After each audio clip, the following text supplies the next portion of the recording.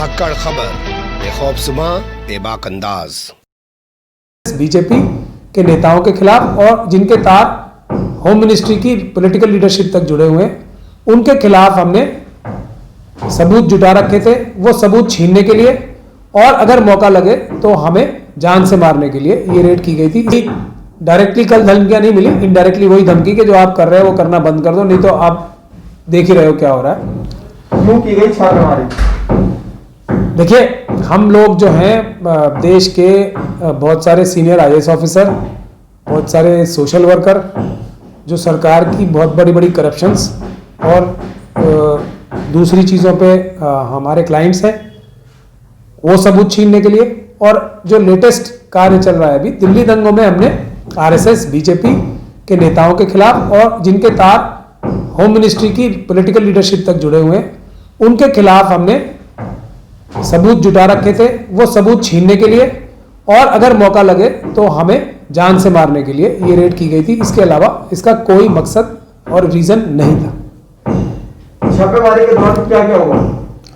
छापेमारी के दौरान जो कोर्ट के ऑर्डर्स थे वो तो बहुत ही महदूद थे, बहुत ही लिमिटेड थे कि एक ईमेल के जरिए आप अगर आपको वो मिल जाए तो उसके बाद कुछ नहीं करना। लेकिन उन्होंने हमारे सारे कंप्यूटर देखना चाहा, हमने दिखा दिए, सारे ऑफिस देखना चाहे दिखा दिए, सारे बाथरूम तक घुस घुस के देख लिए, कुछ नहीं मिला तो वो फिर फ्रस्ट्रेट हो गए। उन्होंने बोला कि हम फिर वो बोलना शुरू हो गए कि अमित शाह जी और एक सरकार के बड़े सरकारी वकील का भी नाम लेना शुरू कर दिया। उन्होंने, उनका नाम मैं नहीं लूँगा, कि उनको आप नहीं जानते, वो ये कर देंगे वो कर देंगे, जज लोया के साथ ये कर दिया। तब भी क्या हो गया, तो आप तो एक वकील ही हैं। तो इस तरीके से, और अपनी भी मजबूरी बता रहे थे कि हम तो खुद मजबूर हैं, हम जानते हैं आपके ऊपर तो क्या हो सकता है, आपकी तो आपके पीछे देश भर की सारी एजेंसीज लगी हुई हैं, जब उनको कुछ नहीं मिला तो हमें क्या मिल जाएगा, यहाँ पे है ही नहीं कुछ। परंतु आप बात समझो, अमित शाह जी की बात मानो, और ये सब जो आप कर रहे हो दिल्ली दंगों में, उनके खिलाफ जो सबूत जुटा रखे हैं आपने, वो सब हम लेके जाएंगे। उसी के लिए उन्होंने हमला भी किया, तोड़फोड़ भी की, यहाँ पे हमारा कंप्यूटर भी तोड़ लिया था और लास्ट में भी वो यही कोशिश कर रहे थे। लेकिन हमने कहा कि एक वकील की जो जिम्मेदारी है हम वो निभाते हुए, अगर हमारी जान भी जाएगी तो चली जाएगी, मगर हम अपने क्लाइंट्स की जो सरकार के खिलाफ बातें हैं वो हम किसी भी हालत में आपको नहीं देंगे। पुलिस ने जो एफआईआर दर्ज की है, जो मुकदमा दर्ज किया, उसमें क्या दिखा है, किस वजह से वो एफआईआर दर्ज की गई है? पुलिस में मुकदमा ये दिखाया गया कि एक व्यक्ति की दुकान लूट गई थी, उसको पुलिस का 160 नोटिस आया। उसके पास वीडियोग्राफी भी थी कि जय श्री राम के नारे लगाते हुए लोग दुकान लूट रहे थे। एक तो हमने उसको पुलिस का जवाब जो उसने देना था वो हमारे यहाँ से उसकी मदद की गई। एक दूसरा, एक गवाह भी था, उसका जो इल्जाम है पुलिस का, हालांकि ये भी सच नहीं है सब, हमने ये बताया कि ये व्यक्ति भी उस दौरान वहां पे था, तो ये भी, इसने भी आपकी दुकान लुटते हुए शायद देखिए, तो इसको भी आप पुलिस को बता सकते हो कि इसकी भी गवाही ले लें। ये गुनाह है हमारा। इसके अलावा जो सब बातें कही जा रही हैं, एफिडेविट फोर्ज, वो भी झूठी बातें हैं, मगर वो किसी और वकील साहब के खिलाफ है, हमारे खिलाफ नहीं है वो।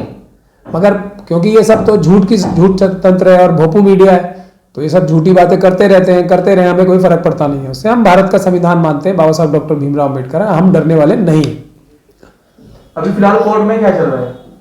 कोर्ट में देखिए, जो बुनियादी चीज चल रही है, बाकी सब तो हम 5 तारीख को कोर्ट खुलेंगे तो बाकी चीजें हम बाद में जो कोर्ट के सामने गुहार लगाएंगे। अभी सिर्फ इतनी बात की है कि 15 घंटे की जो वीडियोग्राफी है वो हमें दे दी जाए, ताकि हम दुनिया के सामने रख दें। फिर हम एक शब्द नहीं बोलेंगे, जो भी हम बातें कह रहे हैं वो सब दुनिया के सामने साबित हो जाएंगी कि किस प्रकार से अमित शाह साहब का नाम लिया गया, किस प्रकार से हमें धमकाया गया, किस प्रकार से सारी धमकियां दी गई और किस प्रकार से उन्होंने कानून की धज्जियां उड़ा के एक वकील के भी खिलाफ क्या क्या कार्य किए। ये हम पूरी दुनिया को दिखाना चाहते हैं। हम कह रहे हैं कि हमें वीडियो दे दीजिए, और जो पुलिस है वो उस वीडियो को छुपा रही है, तो जनता अपने आप निष्कर्ष निकाल ले। इसका जो भी इससे वो निकलता है सॉल्यूशन, या उसकी जो निष्कर्ष निकालना चाहते हैं निकालने चाहते हैं।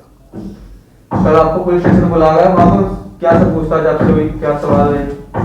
कल भी हमें यही डायरेक्टली कल धमकियां नहीं मिली, इनडायरेक्टली वही धमकी कि जो आप कर रहे हो वो करना बंद कर दो, नहीं तो आप देख ही रहे हो क्या हो रहा है।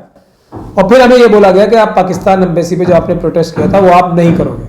उसके लिए भी हमने लिख के देने की भी कोशिश की कि हम करेंगे, हमें कोई नहीं रोक सकता। पाकिस्तान और चाइना के खिलाफ भी प्रोटेस्ट करने से मना गया।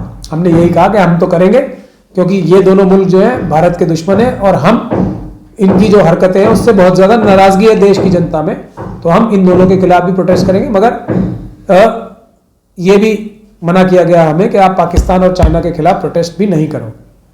कहीं इसलिए तो नहीं दबाया जा रहा कि किसानों का आंदोलन एक तरफ चल रहा है और अब एनआरसी सीए को ना छेड़ दिया जाए कि उसको लेकर दोबारा से प्रोटेस्ट शुरू कर दिया जाए? नहीं, सीए एनआरसी के प्रोटेस्ट तो 100% शुरू होंगे। अगर सरकार सीए एनआरसी के सारे काले कानून वापस नहीं लेगी, अगर उसको इंप्लीमेंट कराने की कोशिश करेगी, तो वो तो शुरू होना ही है, उसमें कोई नहीं रोक सकती दुनिया की ताकत। ये तो हम पहले दिन से कह रहे हैं, कोई आज पहली बार थोड़ी कह रहे हैं। सरकार ने सीए एनआरसी का जो मुद्दा दबाने के लिए ही तो ये दंगे जबरदस्ती कराए थे। और अब हम पे भी हमला क्यों हो रहा है कि पहले सीए एनआरसी को खत्म करने के लिए या दबाने के लिए, दंगों की बात को दबाने के लिए हमें दबाने के लिए फिर कुछ और, मगर बुनियादी मुद्दा सीए एनआरसी है, वो कहीं नहीं गया, वो वहीं से शुरू होगा दोबारा। हम जो है इसमें हमारा सीधी कार्रवाई है भारत के संविधान को बचाने के लिए, SC ST OBCs और माइनॉरिटीज के राइट्स बचाने के लिए, मनुवादियों को हराने के लिए, मनुवादी मानसिकता को खत्म करने के लिए और अंबेडकरवाद को देश में स्थापित करने के लिए संविधान से हम किसी भी हद तक जाएंगे। ये अभी किसानों का आंदोलन हो रहा है, किसान अपने आप में मजबूत है, उनकी भी धरती लूट के विदेशियों को बांटने की कोशिश हो रही है, उनकी भी धरती लूट के अनिल अंबानी और अडानी को बांटने की कोशिश हो रही है। देश की बैंकिंग व्यवस्था चरमरा गई है, सब बैंकों से पैसा लूट के सरकार ने जो उद्योगपति हैं उनको बांट दिया है, उनके कर्जे माफ कर दिए। जो कोरोना वायरस का जो चल रहा था उसमें देखिए किस तरीके से सरकार ने चाइना की मदद करने के लिए मुसलमानों पे दोषारोपण किया, वरना पूरी दुनिया कह रही थी कि कोरोना वायरस चाइना ने फैलाया। ये सरकार ने चाइना की मदद करने के लिए मुसलमानों पे इल्जाम लगाया ताकि चाइना के ऊपर से लोगों का ध्यान हट जाए। फिर उससे भी शांति नहीं मिली तो लोगों को कोरोना वायरस का डर दिखा के प्रोटेस्ट करने से मना कर रहे हैं, और अपने आप इतनी बड़ी बड़ी रैलीज अमित शाह साहब भी कर रहे हैं, सारी भारतीय जनता पार्टी, सारे RSS के लोग पूरे देश में रैलीज कर रहे हैं बड़ी बड़ी। पुलिस यहाँ पे 15-20 लोग मिलके कोरोना वायरस फॉलो करके हम पे क्या हमले कर रही थी, तो इनके लिए कोई कानून नहीं है, तो कोरोना वायरस का डर दिखा के लोगों के सभी अधिकार छीनने की कोशिश कर रहे हैं। तो वो हम सब किसी हालत में नहीं होने देंगे। हम किसानों के भी साथ हैं, हम SC ST OBCs और माइनॉरिटीज के साथ हैं। पूरा देश एक साथ खड़े होकर संविधान को बचाएगा, और ये लोग जो मनुवादी मानसिकता के संविधान को तोड़ना चाहते हैं उनको मार भगाएगा, और बाबा साहब के संविधान के सामने हम किसी को भी टिकने नहीं देंगे। और अभी भी आज भी हमें अलग अलग जगह से अलग अलग संगठन सपोर्ट कर रहे हैं, पूरे देश में लोग मार्च निकाल रहे हैं हमारे पक्ष में, और हमारी जान बचाने के लिए खास तौर पे DMs को, सब राष्ट्रपति जी को DMs के माध्यम से रिप्रेजेंटेशंस दी जा रही हैं पूरे देश में, बार एसोसिएशंस मार्च निकाल रही हैं पूरे देश में।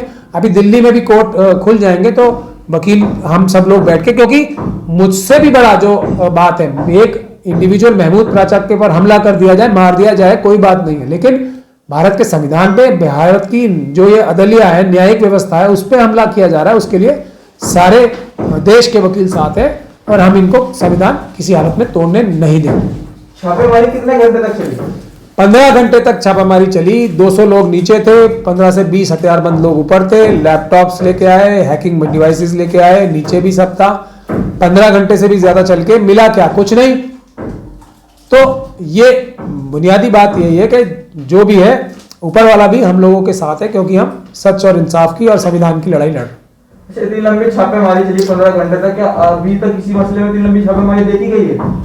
नहीं, मेरी समझ से तो नहीं देखी गई है इतनी लंबी छापेमारी, और ये भी नहीं देखा गया है कि इतनी लंबी छापेमारी चली हो और पुलिस को कुछ मिला ही नहीं हो, क्योंकि हमने उनको जो दूसरी चीजें जो बजाय तो हमने यहाँ से कुछ नहीं ले जाने दिए गए। अभी हम चेकिंग कर रहे हैं कितना सामान हमारा गायब है यहाँ से, और हमने उन्हें कुछ यहाँ पे प्लांट भी नहीं करने दिया, ऐसी भी हमने कोशिश की है, लेकिन अभी हम कंप्यूटर्स वगैरह अपने चेक कर रहे हैं, हैक करके उन्होंने क्या क्या कार्य किया।